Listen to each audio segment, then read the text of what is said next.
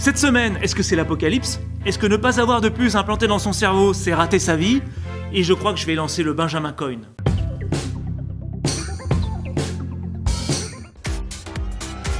Un petit retour sur l'épisode de la semaine dernière où je vous parlais d'Apple et de l'économie comportementale. Il y a une phrase qui a été coupée au montage, qui pourtant a son importance, dans laquelle je vous expliquais que la plus grosse ficelle, lorsque l'on regarde les cas de prix des iPhones, c'est celui du biais d'ancrage. Le biais d'ancrage consiste à dire, regardez, vous avez un téléphone à 809 €.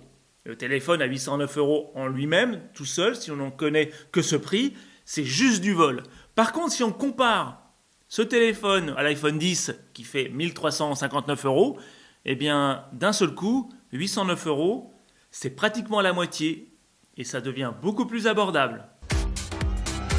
Alors que le Sénat américain continue d'écouter Google, Facebook et Twitter pour leur implication dans la diffusion de publicités politiques en provenance de Russie qui aurait avantagé Trump, l'équipe de journalistes responsable déjà il y a maintenant 18 mois de la sortie des Panama Papers a fait parler d'elle en annonçant qu'ils avaient découvert qu'un proche ami de Poutine appelé Yuri Milner, qui est un milliardaire investisseur dans pas mal de startups, aurait 1 milliard d'actions de Facebook et investi 191 millions, toujours de dollars, dans Twitter en 2011. Donc ça a fait un petit peu l'effet d'une bombe, même si en réalité 1 milliard d'actions et 191 millions dans Twitter, ça reste quand même un peu une goutte dans l'océan. Moi, je suis beaucoup plus inquiet dans le fait que Yuri Milner a également des parts dans 23andMe, qui est une société qui vous propose de décrypter votre ADN.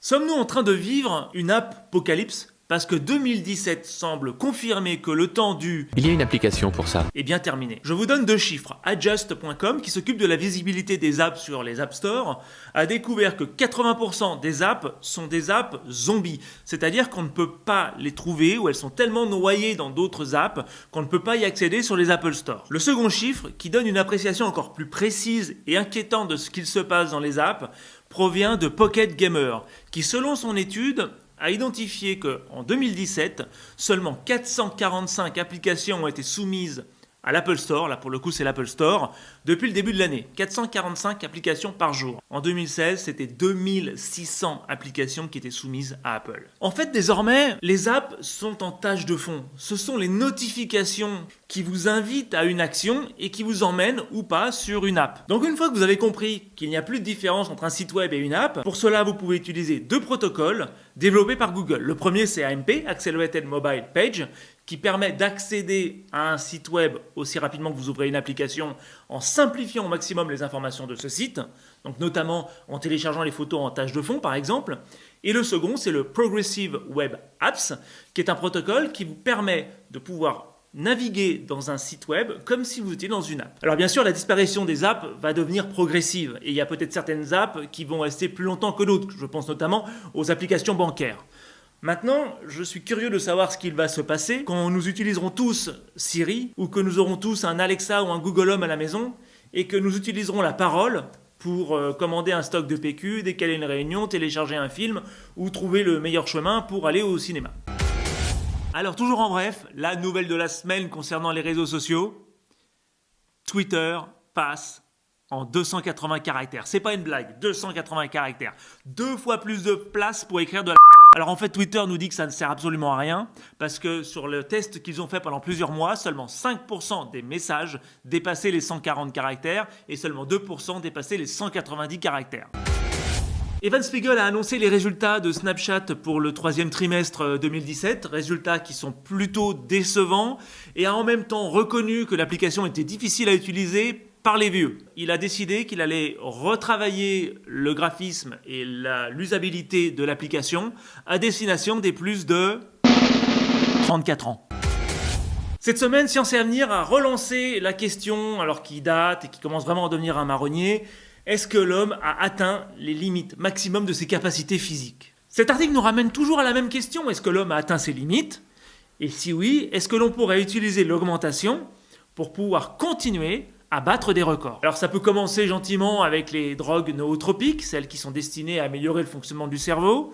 Alors dans ces drogues nootropiques, vous avez du tout mignon qui est l'huile de foie de morue jusqu'au un peu plus grave qui est la ritaline. Il peut également s'agir des exosquelettes. Reprenez l'exemple que j'avais utilisé dans la tendance de la cobotisation dans l'Innovation Weekly de la semaine dernière. Mais ça peut aller beaucoup plus loin. Prenez par exemple Neuralink qui a été lancé, alors si on peut appeler ça lancé, ça a surtout été un tweet, par Elon Musk au mois de mars de cette année, qui promet de pouvoir brancher un cerveau sur un ordinateur. Prenez également Kernel de kernel.com, qui derrière un peu de storytelling pour rassurer les masses, explique qu'on met déjà une puce dans le cerveau des malades de Parkinson.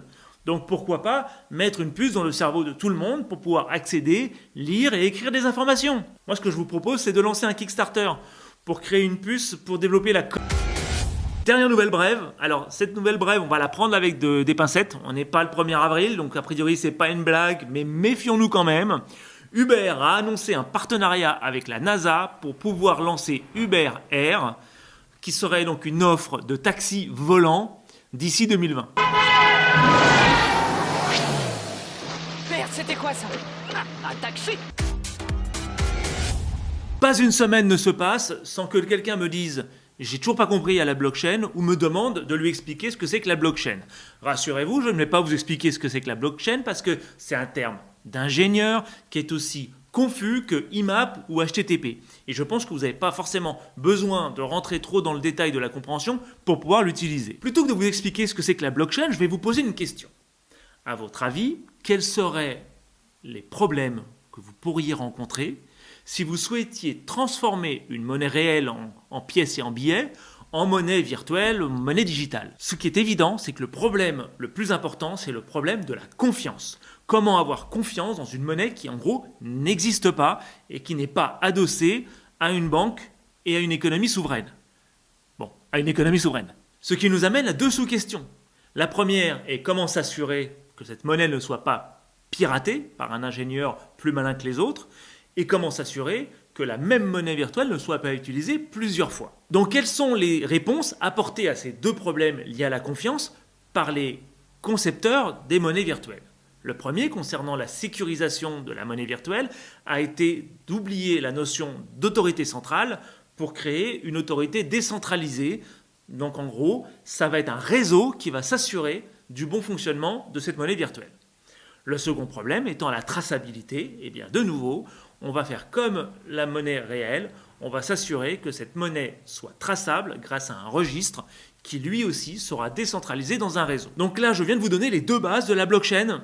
C'est tout ce que vous avez besoin de comprendre. Que 1, ça se base sur un réseau pour assurer 2, la traçabilité des opérations. C'est tout. Donc en résumé, qu'est-ce que c'est que la blockchain? C'est un réseau d'utilisateurs que l'on appelle des mineurs. Donc on dit miner du Bitcoin par exemple, qui peuvent être soit des entreprises avec des fermes de serveurs. Ce que font en fait les fermes de minage, elles ne créent pas vraiment, souvent elles vérifient la fiabilité des transactions entre les personnes. Soit des individus un peu motivés parce qu'en électricité ça peut coûter un peu cher. Ça s'appelle un rig, c'est une machine qui est faite exclusivement pour miner de la crypto-monnaie. Et qui vont assurer la sécurité et la traçabilité des opérations qui leur sont transmises en forme de blocs et qui vont noter ces opérations dans un registre transparent mais impiratable. Faisons un petit historique. Je ne sais pas si vous le saviez, mais en 1997, David Bowie avait mis en vente sur le marché des obligations 25 albums, en promettant à ceux qui allaient acheter les obligations basées sur ces albums un taux de 7,9% par an pendant 10 ans. Ça a permis de rapporter à David Bowie 55 millions. 10 ans plus tard, un jeune ingénieur de Portland, Mike Merrill, a voulu jouer un petit peu au même principe en vendant son avenir en 100 000 actions vendues $1 l'action. Il a réussi à en vendre 929 auprès d'une dizaine d'amis sur une quinzaine de jours. Il a ensuite laissé ses actionnaires voter pour son avenir. Changer de métier, devenir végétarien, avoir une vasectomie, c'était un vote que seuls les actionnaires pouvaient prendre. Laissons maintenant le cours naturel de l'histoire nous rejoindre et revenons en novembre 2017.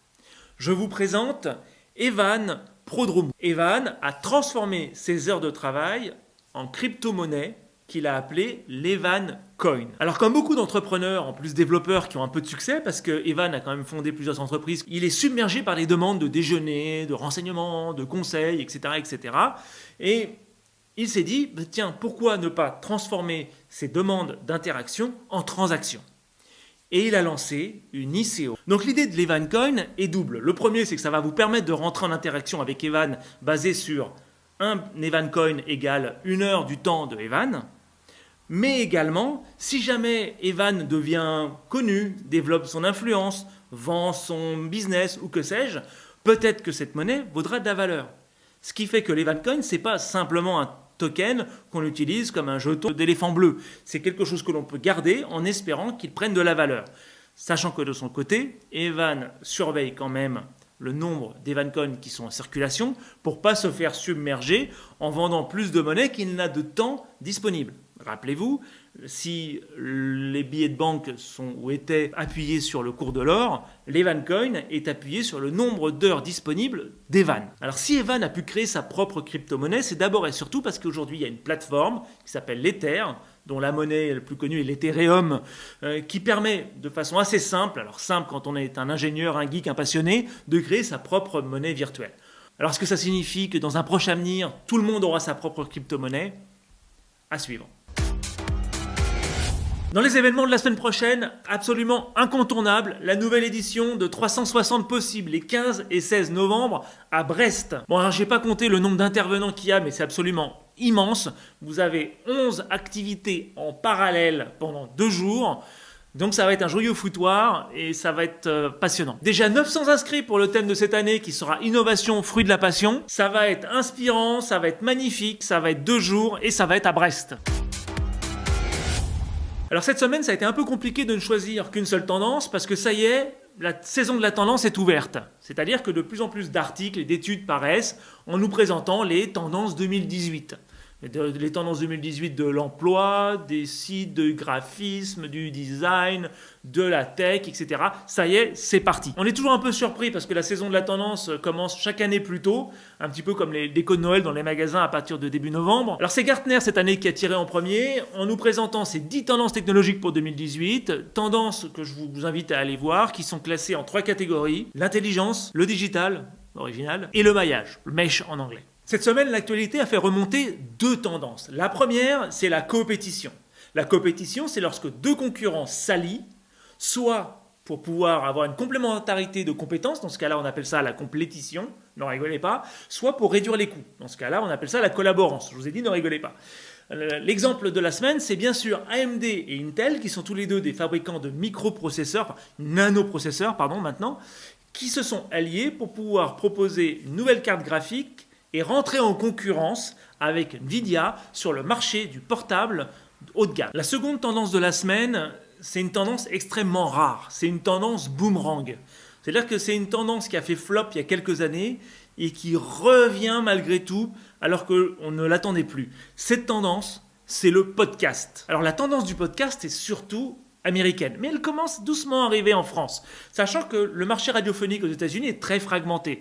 Donc c'est idéal d'avoir une offre de podcast qui permet d'approfondir des sujets et d'avoir des émissions qui durent 1h30 ou 2 heures. Maintenant, si le podcast arrive en France, c'est aussi que de plus en plus de magazines considèrent que le podcast fait partie de l'avenir de la presse écrite. En France, regardez par exemple ce qu'a fait Slate.fr avec ses 2 podcasts, Transfert avec un T et Les Sales Gosses, que vous pouvez retrouver comme pratiquement tous les podcasts sur SoundCloud. En France, le marché du podcast est occupé à 95% par du replay d'émissions de radio, comme par exemple La Tête au carré ou Au cœur de l'histoire. Le marché en France représente quand même entre 2 et 3 millions de personnes qui écoutent des podcasts régulièrement. Alors si vous voulez rentrer dans le monde merveilleux des podcasts, déjà vous devez soit installer l'application SoundCloud, soit l'application Stitcher, qui fonctionne pas mal, ou Downcast. Ou alors vous pouvez passer simplement par l'iTunes et vous inscrire au podcast par ce biais-là. Maintenant, concernant les sujets qui nous intéressent, j'ai plusieurs podcasts à vous conseiller. D'abord en anglais, parce que l'offre est quand même la plus fournie, avec notamment le Tim Ferriss Show, je vous en ai déjà parlé la semaine dernière. Vous avez également l'horripilant mais incontournable Gary Vaynerchuk avec son podcast The Gary V Audio Experience. Et enfin, toujours en anglais, je ne peux que vous conseiller de télécharger dès que vous pouvez la saison 1 de Startup, qui est une mise en abîme assez incroyable, où c'est une startup qui s'appelle Gimlet Media, qui documente la création de son business de podcast en faisant des podcasts. C'est incroyable. Alors évidemment, en France, l'offre est plus restreinte, mais elle reste passionnante. Je vous conseille par exemple Moodstep de Johanna Kellen. Je vous conseille également Vlan de Grégory Pouy. Et enfin, je vous conseille le grand-père, le papy du podcast en France, qui est WeDoBiz, et notamment sa rubrique Tendance. Place aux chroniques d'experts sur WeDoBiz et je retrouve Benjamin Chaminade. Benjamin, bonjour. Bonjour Thomas. Alors pour cette rentrée, vous nous proposez, à la différence de d'habitude, 5 idées vraiment stupides. Alors pour conclure sur ce sujet, il faut savoir que c'est quand même un petit peu compliqué du côté du business model. Surtout en France, on est beaucoup plus vidéo et YouTube que finalement audio et podcast. Merci d'être resté jusque-là. Je vous dis à la semaine prochaine pour de nouvelles infos sur la tech, mais pas que.